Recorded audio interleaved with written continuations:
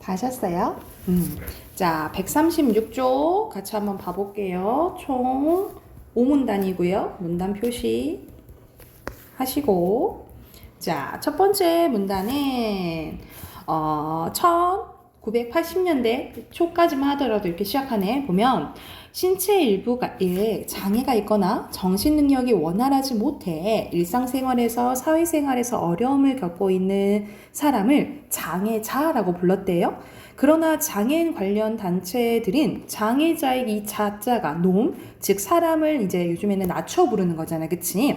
낮춰 이른 말이기 때문에 이를 바꿔야 한다는 의견을 제시했고, 이에 사람을 의미하는 한자 인을 써서 지금 이제 장애인으로 불리게 됐대요. 그래서 여기서는 지금 장애인이라고 불리게 된 과정이 나와 있죠. 그래서 이 문장을 중심 문장으로 볼게요. 그리고 핵심어는 장애인입니다. 한때 친구를 의미하는 한자에 우를 써서 장애우라는 표현을 쓰기도 했는데, 그러나 장애인 스스로가 자신을 장애우라고 부르는 건 좀 부담스럽고 부자연스럽고 장애인이 아닌 사람의 입장만 강조된 표현이기 때문에 현재는 쓰이지 않는데요. 그래서 어떤 표현도 있었다. 장애우라는 표현도 있었다라는 게 나오네. 핵심어 장애우고요. 그렇다면 장애를 가진 사람을 장애인이라고 한다면 장애를 가지지 않는 사람 무엇이라 불러야 할까? 정상인, 비장애인, 표준어 국어대사전에 따르면 정상인은 상태가 특별한 변동이나 탈이 없이 제대로인 사람입니다. 그러면 장애인은 상태가 특별한 변동이나 탈이 있는 제대로 되지 않는 사람을 가리키는 걸까? 하고 의문 제기하는 게 된 거야. 그래서 여기서는 첫 번째 문장 중심 문장으로 볼게요. 핵심어는 정상인입니다. 정상인이라는 표현은 정상과 반대되는 개념으로 장애를 생각하여 장애는 정상이 아니란 생각을 담고 있습니다. 이는 장애를 가지지 않은 사람의 시선에서 만들어진 단어로 장애인들에 대한 우리의 편견을 드러내는데요. 장애인의 관점에서 만들어진 단어인 비장애인을 제외하면 장애를 가지지 않는 사람들을 일컫는 단어들은 대부분 장애를 가지지 않는 사람들의 관점에서 만들어진 단어라고 볼 수 있다라는 거야. 그래서 말 그대로 장애를 가지지 않는 사람 입장에서 쓰여진 걸로 이제 조금 단어들이 좀 문제가 있다라는 걸 얘기하는 거죠, 그죠?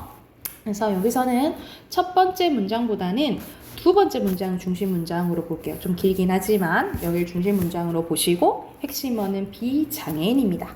그래서 비장애인들도 장애인들도 우리 사회의 구성원으로 비장애인들과 함께 우리 사회를 이끌어 나가고 있다.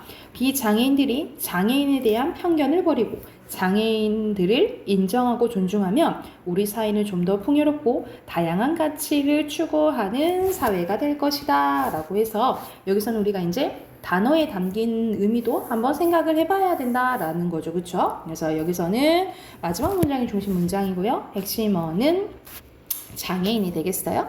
그래서 여기서는 말 그대로 우리가 장애인이나 또는 비장애인에 대한 그 명칭에 대한 문제를 지금 얘기하고 있는 거잖아요. 그죠? 그래서 여기서는 1, 2, 3, 4, 5 중에 중요 문단이 4문단이에요. 그래서 4문단 요약은 어떻게 할 수 있냐면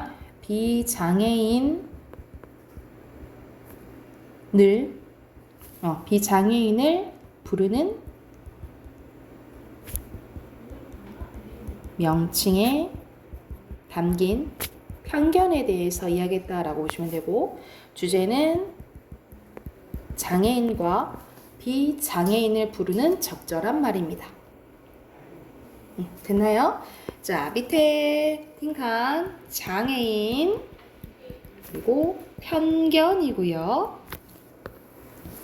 2번에 장애인 그리고 장애인과 비장애인 그리고 4번에 적절하지 않은 거 여기서 4번이고요. 여기서는 비장애인은 장애인의 관점에서 만들어진 거라 했잖아, 그치? 여기 비장애인 때문에 틀리죠? 5번에 적절하지 않은 것은 여기서는 4번입니다. 여기서는 오히려 장애인들에 대한 사람들의 편견을 지적한 거죠. 현기는 동의한 게 아니고. 자, 넘기면 드론에 대해서 나오네요. 여기도 총 5문단입니다. 자, 드론에 대해서 나옵니다. 드론이란 사람이 타지 않은 채 먼 거리에서 무선 전파로 조종할 수 있는 비행기를 가리킵니다. 드론에 대한 개념 나오네요. 2000년대 초반에 군사용 무인 항공기로 개발된 드론은 최근 군사용을 넘어 다양한 범위로서 많이 사용되고 있습니다. 여러 TV 프로그램에서는 드론으로 촬영한 영상을 보여주기도 하고 일부 사람들은 취미로 드론을 날리기도 한다는 거죠. 그래서 여기서는 드론의 개념이 중심 문장입니다. 핵심은 드론이고요. 최근 기술의 발달로 드론이 더 가볍고 작아지면서 주택가나 사무실 등에서도 드론을 날리는 것이 가능해졌습니다. 그 결과 2017년에는 미국 기업인 아마존이 드론을 활용하여 물품 배송을 실시한다고 발표했다는 거예요. 그리고 2019년 4월에는 미국 연방항공청에서 미국 내에 드론을 이용하여 공중 배송 작업 사업을 시작할 수 있도록 허가하였기 때문에 드론을 이용한 물품 배송은 곧 실현될 것이라 보인다는 거죠. 그래서 여기서는 드론이 일상생활에서도 막 널리 이제 쓰이기 시작한다는 거야. 첫 번째 문장이 중심 문장입니다. 핵심어 드론이고요. 드론은 인명 구조용으로도 활용할 수가 있는데 높은 산속에서 응급 환자가 생기면 보통은 헬기를 통해 환자를 구조합니다. 하지만 헬기가 뜨는 데에는 기상 등 많은 요소들이 영향을 미치기 때문에 조건이 맞지 않으면 환자를 빠르게 구조하기 어렵다는 거예요. 그래서 드론을 활용하면 어떻게 될까? 응급 환자가 신고 전화를 하면 드론이 먼저 날아오고요. 그리고 이 드론을 통해 환자는 응급처치를 하는 방법을 안내받을 수 있대. 게다가 미래의 기술이 더 발달하면 응급 환자를 드론에 태우고 이송도 가능하다라는 거죠. 그래서 여기서는 활용될 수 있는 부분 첫 번째입니다. 인명 구조용으로 가능하다라는 거죠. 뭐가? 드론이. 또 산불이 발생할 경우에도 드론은 유용하게 쓸 수 있는데요. 산불이 났을 때에는 불이 난 정확한 위치를 빨리 파악하는 것이 중요한데 드론을 보내면 그것이 가능해집니다. 그리고 산불이 난 위치를 확인한 후에는 드론을 이용하여 그 위치에 소화 미사일을 쏘면 불이 초기에 진압될 수 있대. 그래서 여기서는 산불에 유용하게 쓸 수 있다라는 거고요. 하지만 드론이 꼭 유용하기만 한 거는 또 아니래. 가장 큰 문제점은 고성능 카메라와 통신 장비 등이 장착된 드론을 이용하여 타인의 사생활을 침해하거나 범죄에 악용할 수 있다는 점이에요. 그래서 드론의 지속적인 개발과 함께 개인의 사생활과 안전을 범죄로부터 보호받을 수 있는 장치를 마련해야 드론의 발전으로부터 얻는 사회적 이익이 커질 것이다 라는 하고 싶은 말이 마지막에 나와 있네요. 그죠? 마지막 문장이 중심 문장이고 핵심은 그대로 드론입니다. 여기서는 우리가 드론이 좋은 점도 있지만 이게 나쁜 점도 있다는 거잖아요. 그치? 그걸 보완해야 된다는 거죠. 그래서 전체적으로 하고 싶은 말이 마지막 문단에 나와 있다라고 보시면 돼요. 그래서 중심 문단 5문단이고요. 요약문 조금 길어요. 자, 드론으로 인해 발생할 수 있는 문제와 그 해결 방안에 대해서 얘기했다라고 보시면 되고요. 주제 드론입니다. 드론의 활용과 문제점 및 해결 방안. 밑에 빈칸 드론 문제고요. 그리고 7번에 드론, 그리고 8번에는 헬기예요. 9번에 알맞지 않은 것은 여기서는 3번인데 물품을 배송하기 시작했다기보다는 아마존이 드론을 활용한 물품을 배송하겠다 발표한 거죠. 그렇죠? 그래서 여기가 틀렸고 10번에 여기선 적절한 것은 꼭 유용한 것은 아니다는 거 문제점 고르면 되잖아요. 그치? 4번이 되겠죠. 뒤로 넘기어서 어기 봐볼게요. 1번에 이송하다, 법률. 3번에 일컫다, 고성능.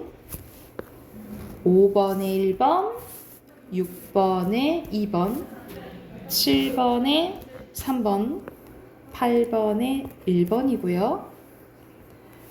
9번에 탈, 10번에 비용, 그 다음 편견이고요. 12번에 3번, 13번에 2번, 14번에 진압, 동의, 그리고 침해입니다. 이해됐을까요? 우리 문학 펴볼까요? 우리 문학 140 아마 8쪽일 거예요. 148쪽.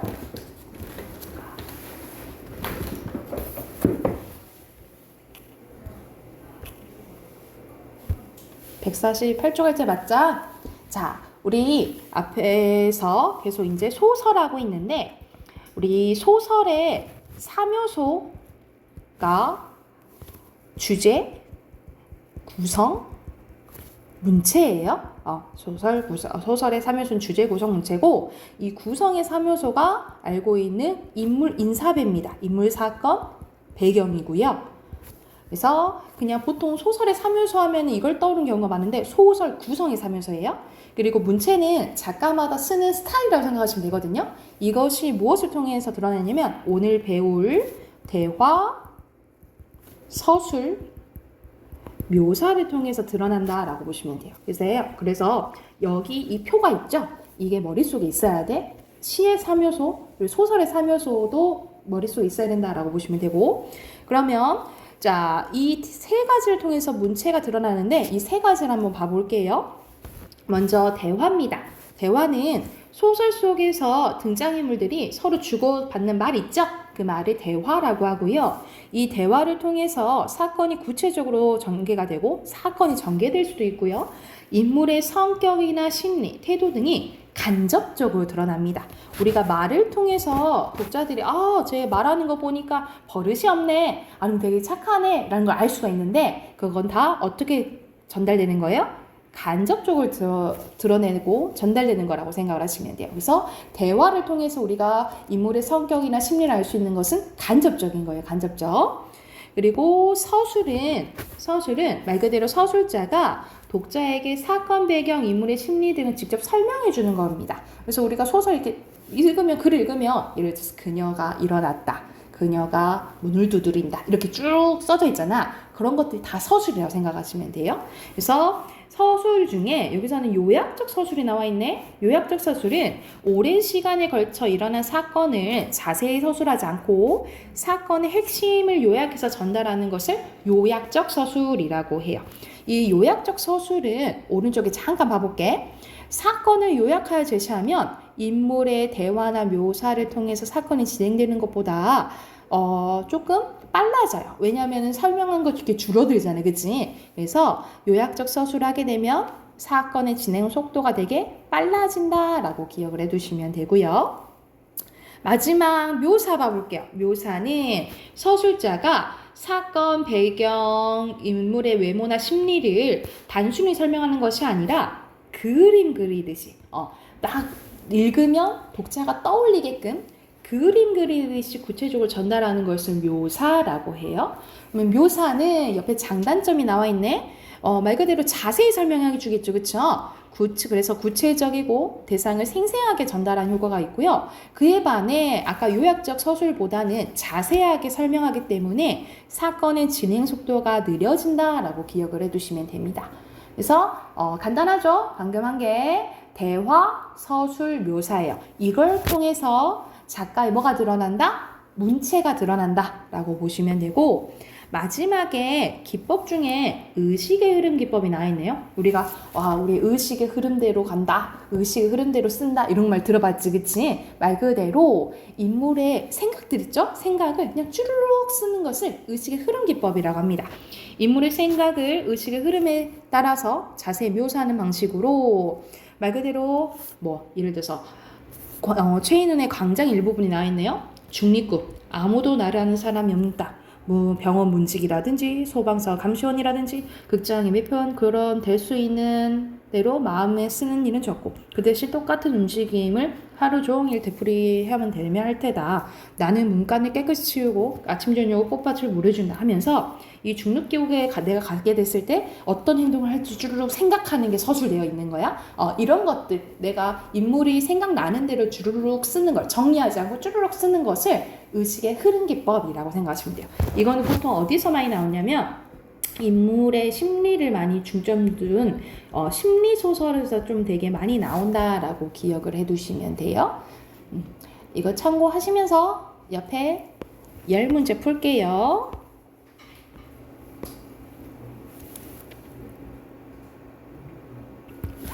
자, 순서대로 보면 여기서는 이렇게 큰 따옴표 보이잖아, 그지? 용이와 아이들의 대화 나와 있고요. 그리고 마지막에 나 이제 못 논 놈 아니야 이렇게 얘기하잖아. 당당히 맞서는 태도가 드러나고, 자 밑에는 공주가 겪었던 일을 공주가 눈물을 거두고 괴물에게 잡혀갈 때 하면서 어떤 일이 일어난지 얘기를 해주죠. 요약적 서술 맞고요. 그리고 김원이 지하수에게서 나오지 못한 이유는 군사가 사슬을 놓아 못 나왔다 그랬잖아, 그치? 나와 있다라고 보시면 됩니다. 오른쪽에 5번 보면요. 인물의 겉모습과 행동을 자세하게 묘사하고 있는 거죠. 그리고 나가 바라보는 계집애의 모습이 드러난다라고 보시면 되고, 밑에 어휘 순서대로 빈, 번, 그리고 얼버, 무력, 직면, 위독 쓰시면 되겠죠.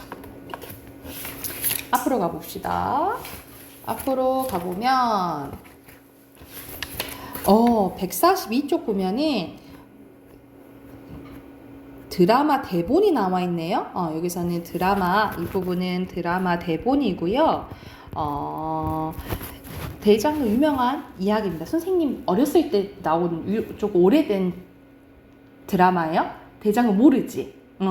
여기서는 어떤 이야기냐면 수락관이 나오잖아요. 임금 이제 궁중에 음식을 만드는 수락관에 장금이의 이야기입니다. 그래서 수락관에서 일하는 한상궁은 제자 장금이에게 좋은 재료와 비법만 찾으란다며 꾸짖고 보모상궁이 요양 중인 곳에 수발될 것 같은 명하는 그 스토리가 지금 앞부분 나와 있는 거야. 위독한 보모상궁은 어릴 적 돌아가신 오라버니가 주었던 고소하고 쫀득거리는 생쌀, 오갯살이라는데 죽기 전에 다시 맛보고 싶다고 이야기하고 장금이는 이것을 구하기 위해서 애를 쓰는 지금 장면이 나오는 거예요. 그래서 여기서는 S샵 이러고 나와 있잖아, 그치? 이거는 장면 번호고요. 사실 이게 드라마 대본이긴 한데 요즘에 거의 시나리오로 이제 부른다라고 생각하시면 되고, 그리고 장소들이 나와 있다라고 보면 돼요. 장면 번호예요. 찐 나락을 처사가 볕에 정석껏 놀고 있다. 이때 장금이 뛰어서 처사가 널고 있는 쌀을 씹어 먹어본다. 이 쌀을 제게 조금만 주세요. 이건 안 돼요. 왜요? 언제 돌아가실 줄 알 수 없어요. 가시기 전에 한 번이라도 이 맛을 보여드려야 해요. 사정을 알겠는데 아직은 맛이 안 되는디? 처사님, 이건 바짝 말려서 방아쪄야 먹는 것인데요. 제가 빠른 방법으로 말리겠습니다. 볕이 좋아도 나흘 이상은 말려야 맛이 나는 건데요. 근데 막 장금이 이제 마음이 급한 거야. 장금은 연시 아궁이에 부채질하고 있는데 소뚜껑을 뒤집어 놓은 위로 올벼를 올려 말리고 있다. 사흘이나 볕에 말릴 시간이 없어요. 장작 좀 더 갖다 주세요. 이렇게 말리면 금방인걸. 그 처사놈은 죄행이 널고 거두고 절 널고 거두고. 보모상궁은 장금이 만든 올갯살을 맛보지만 자신이 원하는 맛이 아니라고 하고 보모상궁의 반응에 모두 이제 실망을 하게 돼요. 자, 그때 이제 보모상궁의 방입니다. 장금은 보모상궁을 안아 탕약을 먹이고 있는데 정말 임종할 때가 된 듯 힘이 없다. 보는 정윤수와 덕구, 정욱의 인물들이 나오네.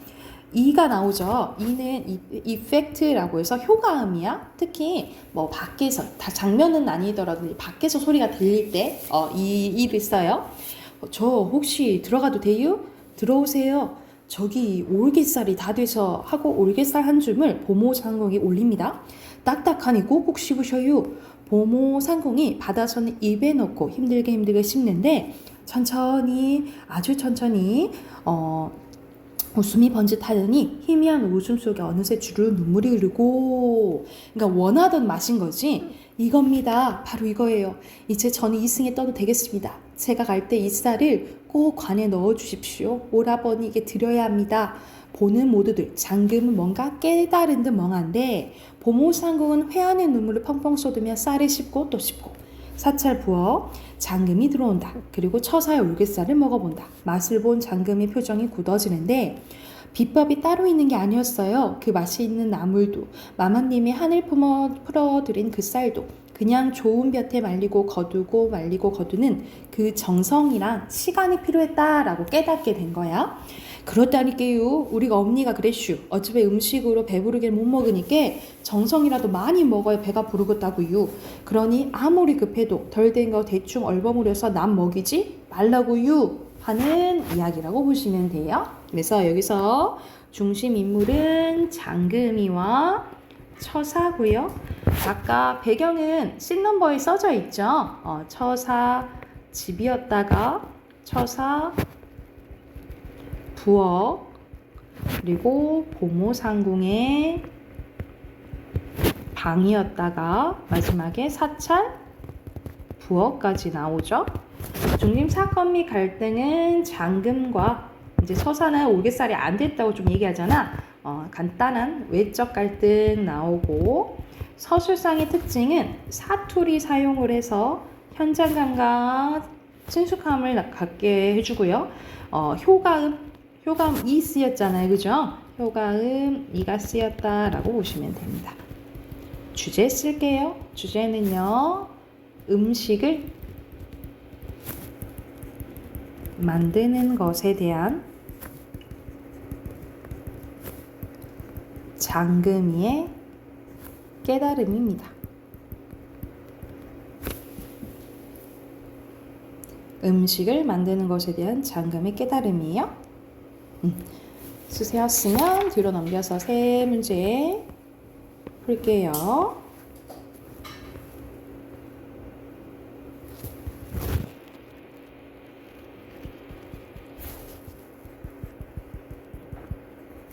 자, 순서대로 S샵 사투리고요. 2번에 알맞지 않은 것은 여기서는 1번이죠. 나 처사가 막 장금이를 혼내거나 이러진 않았지. 아직 안 된다고만 얘기했죠. 그리고 3번에 알맞은 것은 여기서는 밖에서 이렇게 소리 들리는 거라 했잖아요. 그지? 3번입니다. 자, 두 번째 거 가볼게요. 두 번째 거 가보면 살길로 접어든 역사 소설가 구보씨의 하루 2입니다. 여기서 주인공이 구보예요. 그래서 구보의 심리에 좀 초점을 맞췄다라고 생각을 하시면 돼요. 구보씨는 친구 H의 결혼식에 가면서 문득 이례적으로 부조금을 가져갈 것인가 말 것인가 고민합니다. 벼랑간 그러면 대체 소설이 무엇일까? 소설가란 무엇일까? 하는 물음에 직면하게 되었는데 구보씨는 참 우스운 사람이다. 물론 그 순간 골목길에 멈춰선 구보씨가 스스로 우습다는 생각을 했다. 소설가는 세상에서 실패한 사람이니까 하고 구보씨는 스스로에게 대답을 해보았는데 밑도 끝도 없이 정말 그런 걸까? 구보씨도 세상에서 실패한 사람인가? 그래서 친구 결혼식에 부조금도 못 낸다, 아니 안 낸단 말인가? 그러면 성공하면 낸단 말인가? 성공한다는 게 뭔가? 소설가도 성공할 수 있는 건가? 구보씨 스스로 소설가란 세상에서 실패한 사람이라고 하지 않았던가? 그러니 성공하면 이미 소설가가 아니지 않은가? 그 성공이란 말이 소설에 관한 한 성공이라면 모르되 말이다. 소설에 관한 한 성공은 곧 세상으로서 더 큰 실패가 아닐까? 그러면 세상에서 성공하면 소설가여서 실패인 것이다 하면서 지금 막 자기가 소설가는 실패한 사람인가 막 생각의 꼬리를 쭈르륵 누면서 구보씨의 생각이 다 서술려 있잖아요. 그치? 그래서 이게 대표적인 앞에서 배웠던 의식의 흐름 기법이라고 보시면 돼요. 요게 의식의 흐름 기법이야. 그리고 여기서는 인물의 심리가 다 나오잖아. 그치? 전지적 작가 시점이지만 특히 누구 시점에서 구보의 시점에서 많이 서술되어 있다라고 생각하시면 돼요. 구보하냐? 오래간만인데 K였대. 대학 동기이다. 구보씨는 멍청한 표정으로 그와 악수했는데 소설 쓴다며? 너밖에 없구나. 난 학교 때도 그놈의 문학은 영 모르겠더라고. 학과 선택에 실패했나봐. 난 그래 취직했지. K는 웬일이지 막 호들갑을 떨었대. 구보 씨는 말을 잊은 듯 K의 얼굴만 멀뚱멀뚱 바라볼 뿐이다. K가 너무 이질적으로 보였대. 이질적인 건 다르게 느껴졌다라는 거예요. 하긴 K도 구보 씨를 이질적으로 보고 있었겠지만 구보 씨가 아무 말이 없자 K는 혼잣말을 계속했대. 너 소설 쓰느라 피곤한 모양이구나. 돈은 좀 벌리냐? 소설은 좀 돈 벌려고 쓰는 건 아니겠지만 그래도 먹고는 살아야지 라고 얘기를 해요. 조금 5.16 이후에 어디 조선 땅에서 굶어 죽은 사람이 있었니? 구보 씨가 대답했대. 그게 첫말이었다. 어쨌든 한국의 자본주의가 많이 컸어. K는 구보 씨가 비꼬아서 말한지도 모르고 그렇게 말했대. 그러나 K가 무슨 죄가 있으랴. 비꼬는 구보 씨가 나쁘지. 이런 식으로 지금 서술자가 개입해서 얘기를 하는 거죠. 그죠? 그런데 H 이 자식 돈 좀 벌었나 보더라. 돈? K의 말인즉슨 H의 출판사에서 낸 책이 요즘 장안의 지가를 올리고 있다는 거였다. 돈 벌려면 이렇게 살아라라든가 이렇게 살면 돈 번다 라든가 아무튼 그런 책인데 성공한 자본가들의 체험담을 모아놓은 책이라 했대. 그러고 보니 구보씨도 그런 책이 있다는 소리를 들은 것도 같았다. 그 책이 잘 팔린단다. 돈 버는 방법을 가르쳐주는 책으로 돈을 벌다니. 돈 버는 사람들의 이야기로 돈을 벌다니. 책이라는 게 뭔가, 글 쓴다는 게 또 뭔가. 요즘 사람들은 대재벌 총수들이 쓴 책을 즐겨 사본다. 이 시대의 진정한 문필가는 성공한 대자본가인 것 같다. 소설가나 시인이 쓴 글은 거들떠보지도 않는다. 반면 뭐가 잘 안 되는 이야기나 써놓은 책을 볼 까닭도 없다고 생각하나 보다. 사람들은 성공한 이야기를 듣고 싶어하고 그 성공의 척도는 돈이다. 모두 돈을 벌고 싶으니까 돈 번 사람들의 이야기를 듣는다. 그 사람이 돈을 벌기 위해 노동자를 얼마나 착취했건, 독재 정권이 얼마나 추악한 거래를 했던, 부동산 투기를 얼마나 했던 그런 것들 아무 상관없다라는 거야. 그러니까 이런 부정적인 것들이죠. 노동자를 착취하는 거, 그리고 독재 정권, 그리고 부동산 투기 이런 것들이 얼마나 나쁜 건지 알지 못하고 도덕이니 정의니 이런 데에는 관심이 있어요, 없어요? 없다라는 문제점에 대해서 이야기한 부분이라고 생각하시면 돼요. 그래서 중심 인물은 구보고요. 배경은 H의 결혼식장에서 K와 이야기를 했죠. 중심 사건 및 갈등은 구보의 좀 내적 갈등 또 일어나고 사실 이러한 생각을 하게 진짜 소설가는 실패한 걸까? 이렇게 생각하는 거는 그런 사회적인 시선들 때문인 거잖아요. 그쵸? 그래서 크게 보면은 이 구보와 사회의 외적 갈등도 드러난다라고 보시면 돼요. 그리고 서술상의 특징은 아까 선생님이 전체적 작가 시점 얘기했고 의식의 대표적인 흐름 기법이 나와 있죠. 그래서 주제는요. 물질적 자본주의 사회잖아. 물질적 가치가 중요하게 여겨지는 사회에 대한 비판이 드러나 있다라고 보시면 됩니다.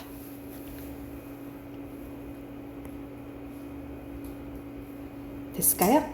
옆에 네 문제 푸세요.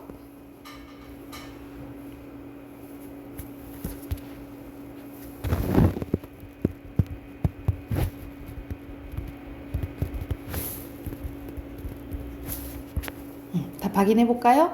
4번에 3인칭 서술자 대비고요.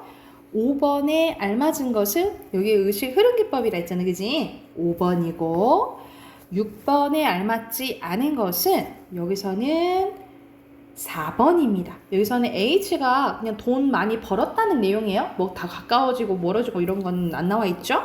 그리고 7번에 자본가가 대비되는 것은 구보 씨의 직업이 소설가죠.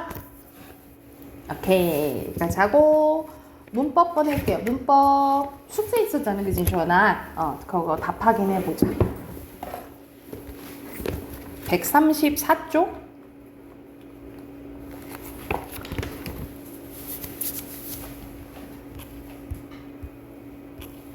여기 답 확인해보고 요거 해당되는 문제 조금만 더 풀어볼게요. 자, 여기서는 주성분 선생님 표시할게. 강아지는 귀엽다. 그리고 부속성분은 정말이고요. 주성분 애벌레가 나비가 되었다. 부속성분 작은 화려한. 3번에 주성분 신욱이가 책을 읽고 있다. 부속성분 도서관에서. 그리고 주성분 꿈을 이루어라고요. 부속성분은 커다란 반드시. 독립성분은 아이야예요. 그리고 밑에는 순서대로 주어, 서술어, 목적어, 보어에 대한 설명, 그렇죠? 그래서 기호 쓰면 니은, 기역, 리을, 디귿. 그리고 부속성분 밑줄 그라네요. 헌, 깨끗하게, 이, 빨리,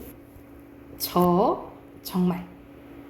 그리고 어제, 재미있는.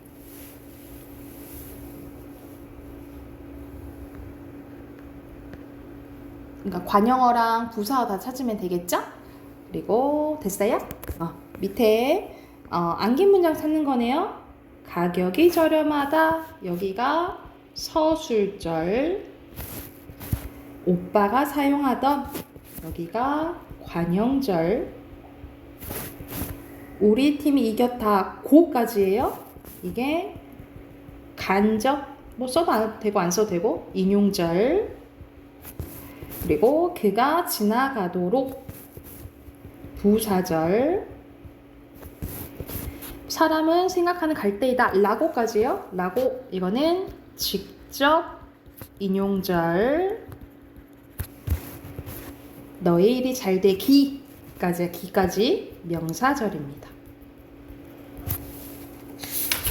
눌러 넘기면 여기서는 주성분, 부속성분, 독립성분이야. 순서대로 기역, 니은, 디귿, 니은, 기역, 디귿이고요. 밑에 순서대로 대종, 대고요. 주성분이 아닌 것은 두 가지예요. 니은, 니. 그래서 2번, 4번이에요. 자, 전화 여기 선생님이 문장 성분 분석해 볼게. 선생님이 주어 SP 서술어예요. 아이들이 뛰논다. 아이들이 찾는다. 애타게. 꽃은 향기가 좋다. 문이 언제 열릴지 아무도 모른다. 이거야. 그러면 기역에서 사용된 주성분은 몇 가지예요? 두 가지죠. 그쵸? 두 개예요. 그리고 니은에서 쓰인 거는 주어, 서술어, 목적어도 있잖아. 그치? 그래서 목적어 때문에 틀렸고요. 관용어는 디귿에 관용어 생략할 수 없어요? 생략할 수 있어요. 관용어 상관없어. 생략해도. 열릴지 주어 있죠? 그치? 모른다의 주어 있어? 없어? 있지. 그쵸? 있죠. 그리고 모두 부사어 쓰였는데 부사어는 뭐냐면 요거 그리고 요거 다 부사어가 쓰였어요. 그래서 5번입니다. 그리고 문장 성분이 다른 것은 2번이죠. 이것만 관용어고 나머지는 부사어예요. 그리고 안긴 문장 태풍 피해가 없게 쓰시면 되고 이게 도록 쓰면 무슨 절? 부사절이죠. 부사절을 아는 문장 쓰시면 되겠죠. 뒤로 넘겨서 16번에 여기서는 밑줄 그은 게 이게 목적어고요. 청년이 되다 아니다 앞에는 보어잖아. 그치? 먼저 목적어 찾아볼게. 목적어 여기는 없네요. 여기도 없고 여기도 없고 말을 있지. 그럼 1번 아니면 5번이네. 그지?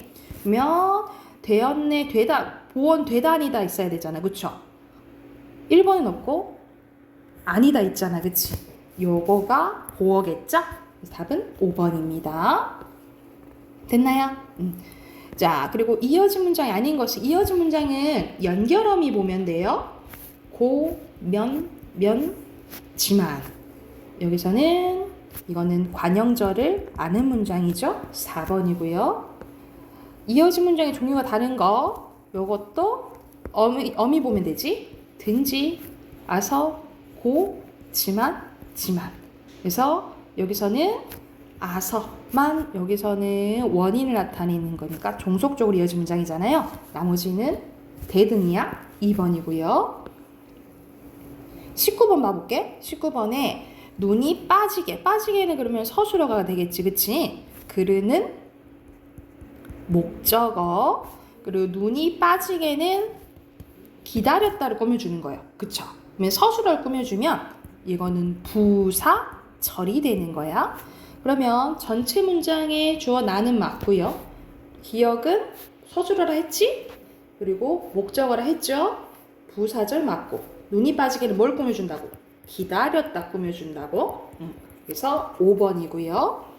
자, 여기서는 맞는지 봐볼게. 독립어, 관형어, 주어, 부사어, 서술어 맞고요. 주어, 서술어야? 되다 아니다 앞에서는 뭐라고? 보어라고, 그지? 땡. 관형어, 주어, 서술어, 부사 맞고요. 관형어, 주어, 부사, 서술어 맞고, 관형어 맞죠? 근데 눈부시게 하얀 관형어를 꾸며주잖아. 관형어를 꾸며주는 건 부사어가 돼야겠지, 그치? 땡. 주어, 부사어, 관형어, 목적어, 서술어 맞습니다. 답 5번이에요. 뒤로 넘겨서, 자, 친구들을 목적어는 대상 얘기하죠?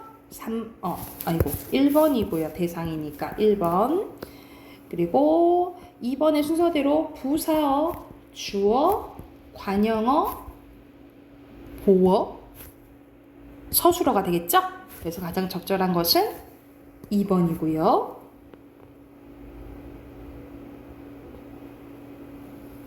됐어요? 그리고 문장 성분 다 분석해보자. 주어, 부사어, 목적어, 서술어야. 그러면 여기서 돋보이는 거는 목적어나 부사거든요. 목적어 있는지 우선 확인하는 거야. 목적어 없죠? 목적어 없고, 어잉? 목적어 여기만 있다, 그지? 바로 고를 수 있겠네. 5번이에요. 넘어가도 되겠어? 아니야? 문제 더 풀었어? 너 숙제 안 했어? 어디까지? 지금 어디서부터 안 풀었어? 여기서부터 안 풀었어요? 거기서부터 안 풀었어? 이야이 말을 해야지. 그러면 풀고 답하긴 하자 그러면. 자, 아까 전에 2번에 2번, 3번에 5번이고요. 그리고 4번에 꾸며주는 거 먼저 찾을게. 기억은 빨리, 니은 그림, 그리고 디귿은 문장 전체예요. 그리고 리을은 만났다. 그리고 미음은 그 쓰시면 돼요. 그래서 1, 2, 3, 4, 5 예, 여기 부분 쓰시면 되고, 그러면은 각각 부사어는 기역, 디귿, 리을, 관형어는 니은, 미음이 되겠죠. 됐나요? 자, 밑으로 갈게요. 여기서는 또 주어 서술어 표시할게. 주어 서술어, 주어 서술어, 주어 서술어, 주어 서술어, 주어 서술어. 강바닥이 잘 보인다. 주어 서술어. 그래서 본 문장은 기역, 디귿 2번. 여기서는 연결어미 보시면 되겠죠. 지만, 사러, 끌어서, 내리고, 안면. 그래서 각각 기역, 리을, 니은, 디귿, 미음이 종속이에요. 밑에 보면 토끼는 귀가 길고 생쥐는 귀가 짧대. 그래서 여기서는 고 쓰였으니까 대등하게 이어진 문장이면서도 서술절이 2개 있는 거예요. 각각. 그래서 알맞은 것은 2번입니다. 8번의 수지는 여기서는 나를 바꿔야 돼요. 자기가 뜨개질을 좋아한다고 말했다. 이렇게 쓰면 돼요. 그래서 이 간접 인용절을 바꿀 때가 좀 어렵거든요. 왜냐하면 대명사랑 이런 시간 표현이랑 다 바꿔야 돼서 이렇게 바꾸시면 되고요. 9번에 알맞지 않은 것은 4번이죠. 있음이니까 명사절이지, 그치? 9번에 4번. 그리고 10번에 절이 서술의 동작의 주체가 된대. 주어 역할한다 이 말이야. 그리고 견문장해야 되고 주어 역할하면 명사절 찾으라 이 말이지, 그치? 명사절은 음기 찾으면 되겠죠. 기. 그럼 둘 중에 3, 4 중에 하나야. 근데 주어 역할을 해야 된다 했잖아, 그치? 주어 역할하는 것은 이거는 목적어 역할하잖아. 이게 주어 역할하는 거예요. 답은 5번입니다. 이해됐어요? 다른 거 선생님 넘어간 것 중에 질문 있어요? 다 괜찮아요? 오케이. 그러면은 오늘은 우선 여기까지만 하고 내일 새로 진도 나갈게요. 아셨죠? 오케이. 여기까지 합시다. 내일 단어 외우시고